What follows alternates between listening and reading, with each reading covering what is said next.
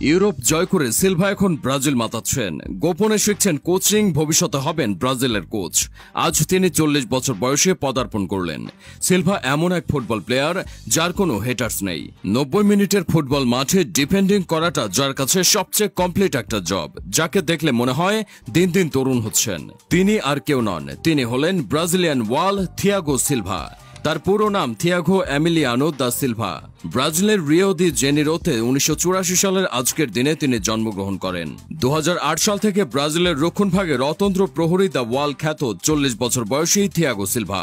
বয়সটা শুধু তার কাছে সংখ্যা মাত্র।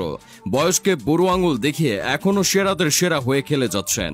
থিয়াগো সিলভা 2002 সালে আরএস ফুটবলের মিডফিল্ডার হিসেবে নিজের ফুটবলীয় ক্যারিয়ার শুরু করেন। এরপর জুভেন্টুসে থাকাকালে নিজের শান্ত প্রতিরক্ষামূলক বৈশিষ্ট্যের জন্য সিদ্ধান্ত নেন জোন 2 ও জোন 3 সামলানোর দায়িত্ব নেবেন এবং হয়ে গেলেন পুরোদস্তুর ডিফেন্ডার।